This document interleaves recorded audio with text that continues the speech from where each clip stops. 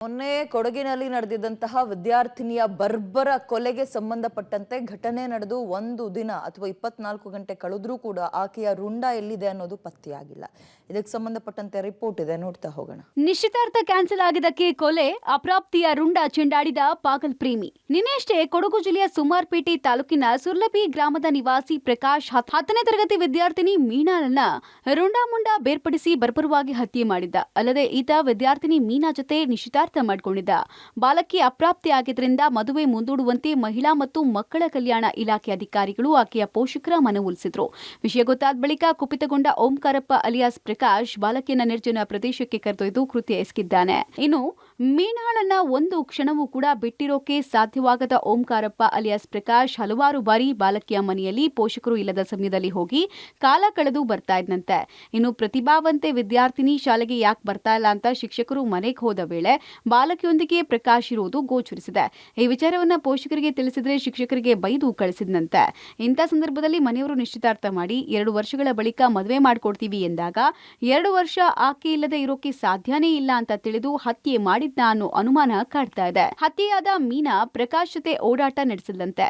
ಬಾಲಕಿ ಕಳೆದ 1 ವಾರದ ಹಿಂದೆ ತನ್ನ ಸಹೋದರಿ ಊರಿಗೆ ಹೋದ ಸಂದರ್ಭದಲ್ಲಿ ಪೋಷಕರಿಗೆ ಕರೆ ಮಾಡಿ ಪ್ರಕಾಶ್ನೊಂದಿಗೆ ಮದುವೆ ಆಗಲ್ಲ ಅಂತ ತಿಳಿಸಿದ್ದಾಳೆ.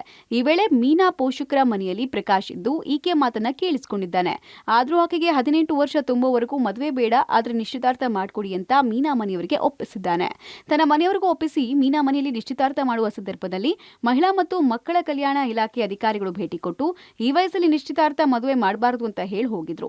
ಇದನ್ನ ಗಮನಿಸಿದ ಪ್ರಕಾಶ್ ಅಧಿಕಾರಿಗಳ ಮಾತು ನನ್ನನ್ನ ಹಾಗೂ ಮೀನಾಳನ್ನ ದೂರ ಮಾಡಬಹುದು ಅಂತ ಶಂಕಿಸಿ ಆಕೆಯ ಮನೆಗೆ ಹೋಗಿ ವಾರದ ಹಿಂದೆ ಮದುವೆ ಆಗೋಲ್ಲ ಅಂತ ಹೇಳಿ ಈಗ ಅಧಿಕಾರಿಗಳಿಗೆ ದೂರು ನೀಡಿ ಕರೆಸಿರಬೇಕು ಅಂತ ಮೀನಾ ಮೇಲೆ ಹಲ್ಲೆ ಮಾಡೋಕೆ ಮುಂದಾಗ್ತಾನೆ. ಇದನ್ನ ಪ್ರಶ್ನೆ ಮಾಡಿದ ಪೋಷಕರ ಮೇಲೂ ಹಲ್ಲೆ ನಡೆಸಿ ಮೀನಾಳನ್ನ 100 ಮೀಟರ್ ಎಳೆದೊಯ್ದು ಹತ್ಯೆ ಮಾಡಿದ್ದಾನೆ ಎನ್ನಲಾಗ್ತಾ ಇದೆ.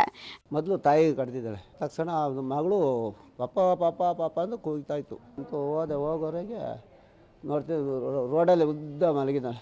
ಹೀಗೇ ಕೂಗೊಂಡು ಹೋಗಿ ನೋಡ್ಬೇಕಾದ್ರೆ ತಲೆ ಇಲ್ಲ, ಅವನೂ ಇಲ್ಲ, ತಲೆನೂ ಇಲ್ಲ. ವಯಸ್ಸು ಆದ್ಮೇಲೆ ನೀವು ಮದುವೆ ಆಗ್ಕೊಳ್ಳಿ, ಇವಾಗ ಏನು ಬೇಡ, ಮಾಡಿದ್ರಲ್ಲ ಇದೇ ಸಾಕು, ಇಷ್ಟೇ ಇರಲಿ, ಆಮೇಲೆ ಮಾಡಿ ಅಂತ ಹೇಳಿದರು. ಏಜ್ ಆದಮೇಲೆ ಮಾಡ್ಕೊಳ್ಳಿ ಅಂತ. ಇನ್ನು ಮೀನಾ ಹತ್ಯೆ ಆರೋಪಿ ಆತ್ಮಹತ್ಯೆ ಮಾಡ್ಕೊಂಡಿದ್ದಾನೆ ಎನ್ನಲಾಗಿತ್ತು. ಆದರೆ ಆತನ ಆತ್ಮಹತ್ಯೆ ಇನ್ನೂ ಕನ್ಫರ್ಮ್ ಆಗಿಲ್ಲ ಅಂತ SP ಕೆ ರಾಮರಾಜನ್ ಸ್ಪಷ್ಟಪಡಿಸಿದ್ದಾರೆ.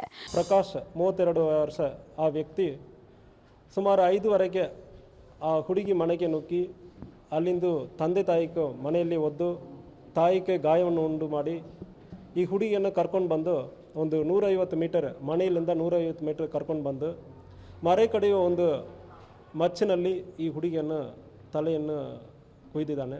ಆ ಅಕ್ಯೂಸ್ಡ್ ಜೊತೆಗೆ ಹೋಗಿರುವ ಒಂದು ವ್ಯಕ್ತಿ ಮತ್ತು ಅದು ಗಾಡಿ ಕೂಡ ಅದು ಪತ್ತೆ ಮಾಡಬೇಕಾಗುತ್ತದೆ ಮತ್ತು ಅಕ್ಯೂಸ್ಡನ್ನು ಕೂಡ ನನ್ನ ಪತ್ತೆ ಮಾಡಬೇಕಾಗಿರುತ್ತದೆ. ಒಟ್ಟಲ್ಲಿ ಪಾಗಲ್ ಪ್ರೇಮಿ ಮೀನಾಳಿಗಾಗಿ 2 ವರ್ಷ ಕಾಯೋಕೆ ಆಗದೆ ಮಾನಸಿಕ ಖಿನ್ನತೆಗೆ ಒಳಗಾಗಿ ಈ ಹೇಯ ಕೃತ್ಯ ಎಸಗಿದ್ನ ಅಥವಾ ಬೇರೆ ಕಾರಣಕ್ಕೆ ಹತ್ಯೆ ಮಾಡಿದ್ನ ಅನ್ನೋದು ಮಾತ್ರ ಇನ್ನೂ ನಿಗೂಢವಾಗಿ ಉಳಿದಿದೆ. Mallikarjun, public TV, Madikeri.